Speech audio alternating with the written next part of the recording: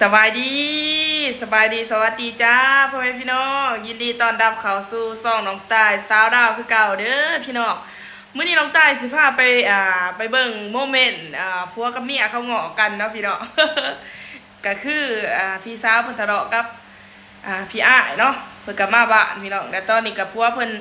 มาเงาะพี่น้องไปเบิ่งว่าสิเป็นจังไดเนาะก่อนไปรับส้มฝากกดไลค์กดแชร์กดติดตามเพื่อเป็นกำลังใจให้น้องตายเด้อพี่น้อง สามีกับภรรยาก็เป็นเรื่องปกติที่สิทะเลาะกันเนาะพี่น้องแต่ว่าทางเอื้อยทางน้องก็บ่เคยสิว่าแบบบอกให้พี่อ้ายแนวนั้นแนวนี้นะพี่น้องเพราะว่าพี่อ้ายคนนี้หันลีเนาะพี่น้องแบบน้องสิเฮ็ดแนวใดก็บ่เคยบอกให้ตั้งแต่น้องตายได้น้อยเนาะเพิ่นเอากันเพิ่นแต่งงานกันมาแต่ว่าเพิ่นก็สิมีเรื่องผิดใจกันเด็กๆน้อยๆนะพี่น้อง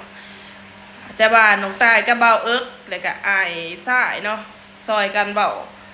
กับพี่สาวว่าให้คืนดีกับพี่อ้ายเนาะเพราะว่าเราก็กินบ่หลายนอนบ่รับพี่น้องเราคิดฮอดเมียแล้วก็โทรมาเบาน้ำเอื้อยน้ำน้องก็อีตนแล้วน้องก็ได้เบาซอยเอื้อยเพิ่นก็ใจดีแล้วเพิ่นก็เมื่อแล้วพี่น้องเพิ่นตอนทับอีเพิ่นบ่เมื่อจะได้ก็บ่เมื่อบัดนี้ก็น้องตานอนอยู่ห้องเอื้อยเพิ่นก็ได้บอกว่าตายโทรหาไอ้น้อยให้เรามาเอากูแน่แล้วเพิ่นก็คือสิคิดแท้ๆเพราะว่าพ่อแม่ก็บอกก็บ่ให้เมื่อเนาะก็โอเคพี่น้องพอกันใหม่คลิปหน้าบ่แม่นพี่น้อง ไปเบิ่งคลิปกันเด้อเนาะทะเลาะกันก็เรื่องหึงกันนี่แหละพี่น้องธรรมดาเนาะผัวเมียหึงกันเป็นเรื่องปกติพี่น้องโอเคก่อนไปรับชมฝากกดไลค์กดแชร์กดติดตามเพื่อเป็นกำลังใจให้น้องตาลเด้อนี่เนาะพี่น้องมาลัดเคยก่อน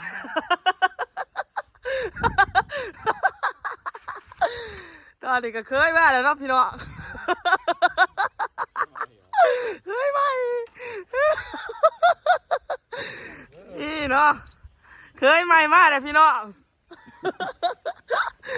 ไปเห็นคนมาหลัดบัด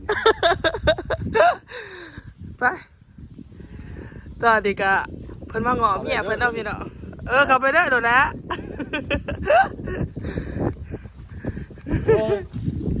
มาง้อเมียมาดิ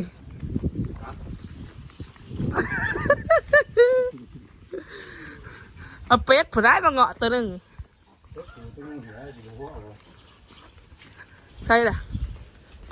ไปดิแล้วโอ้อาบน้ำทา นี่เนาะพี่น้องพี่อ้ายเพิ่นมาเอาเมียเพิ่นนี่ เยี่ยมเป้อยังมานี่เนาะ ว่าไปเอาเนาะข้างหมอเฮ็ดเป็ดถ่านี่ว่ามาจะใช่ว่าสวัสดีพี่น้องมาจะใช่ครับเคยใหม่นะเดี๋ยวเคยมา โอ้ดีใจแฮะ โอ้ยตายแล้วเนาะเนี่ยนี่เคยเถานี่น้องพี่น้องเพิ่นเอาเป็ดมาอะไรดินะเนี่ยโอ้ยิ้มสักคันเลยพี่น้องโอ้ยิ้มเปิด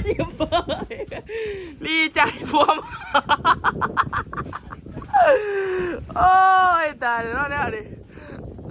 ยิ้มสักคันเอติดอ่ะนี่นะพี่น้องเคยไหมก็ไฟไหม โอ้เจสุเคินวะนี่โอ้นี่เนาะยิ้มเปื่อยอยู่บ่คือมามือทำอิฐบ่คือมามือทำอิฐแต่สันซาพี่เนาะเอ้ย จะได้ดีใจว่าพวกมาเอาดีฮะบ่ดีใจคือว่าบ่ดีใจเป็นแนวได้ก็บ่ดีใจเนาะ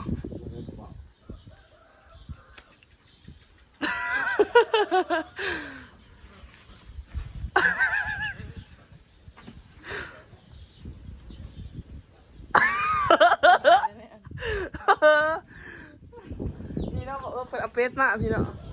เพิ่นซื้อเพิ่นเอาเป็ดมาเป็ดแพะขนาดได้ดิแพะยังเอามาเนาะ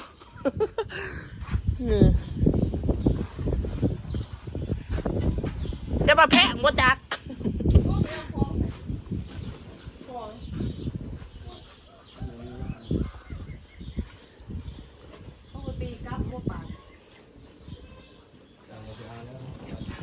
นี่เนาะ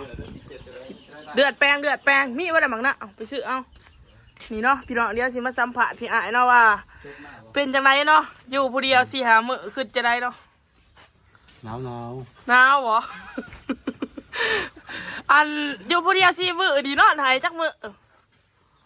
หายคู่คืนเนี่ย หายคู่คืนบ่ โอ้ยนั่งก่อนไปจังแน่นั่งก่อนสิสัมผัสอันนี้โอ้นั่งก่อนคนหลายสิบ่อ้ายวะ อายอีช้างเมียตัวเองเนาะคนเท่าพิษกันกับธรรมดาเด้เนาะพี่น้องเนาะ พวกมันซื้อเนาะความหมูซื้อว่าจะได้แต่ความหมูซื้อ เด็กมวนเป็นไร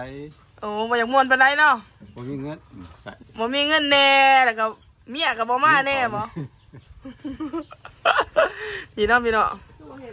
ไปเฮ็ดเบียกหลายบ่มีเวลาใส่ใจเมียขี้อัดเนาะพี่น้อง ตีความหมูซื้อแล้วจะได้อยู่คนเดียว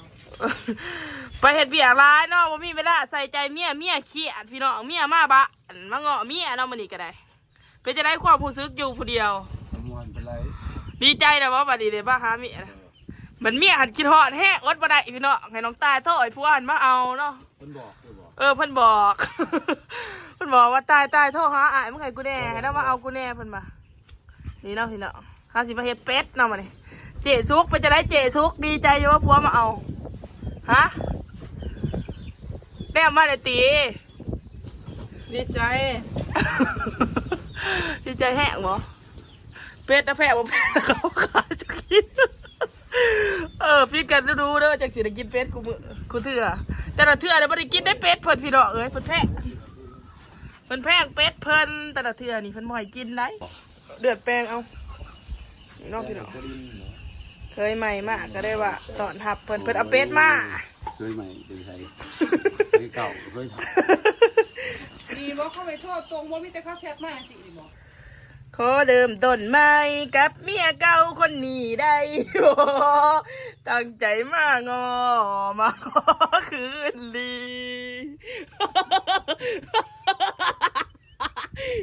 เตี้ยกล้วยหน่อยโอ้ยโอ้มาเท่ากันเลยเนาะฮะยังไงวะกันน้อยถ้าว่าอยากให้อันนี้มาจักค่ะ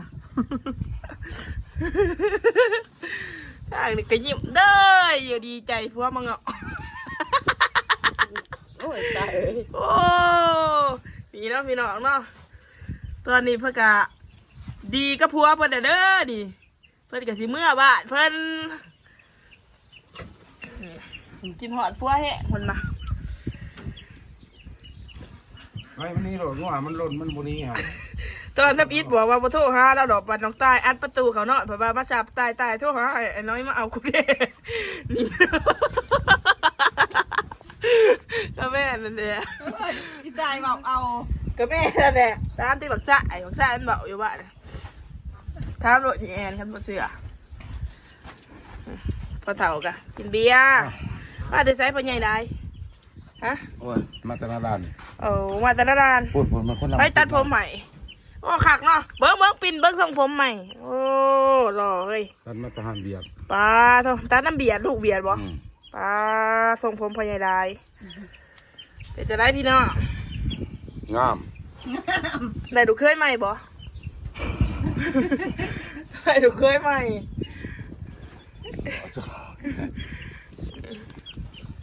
พญายได้นะพี่น้องใครอยากเห็นเพิ่นดอกเพลงอยู่บ่คอมเมนต์มาเลยเด้อส่งซุปเปอร์แตงเป็นของขวัญให้เพิ่นแน่ค่ะว่ามีกำลังใจพอได้ถ่ายคลิปนี่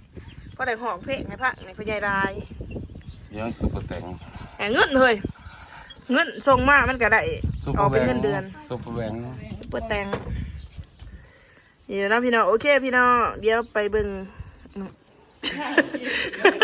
สิเมื่อแล้วพัวแล้วตอนนี้สามีมาหาบ เมื่อกันเด้อ ไปเอ้ย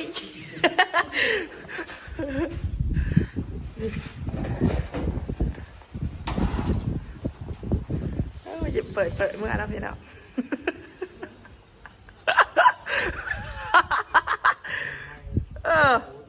เคยไหม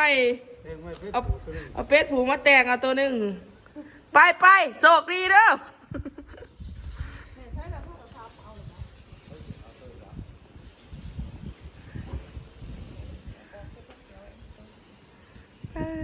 พี่น้องหยิบวัดเคลื่อนได้พี่อ่ะก่อยหายมา4 มื้อได้พี่น้องเอ้ย กินหอนเนี่ยกินข้าวกับอันนั้นน้ำจิ้มเถอะ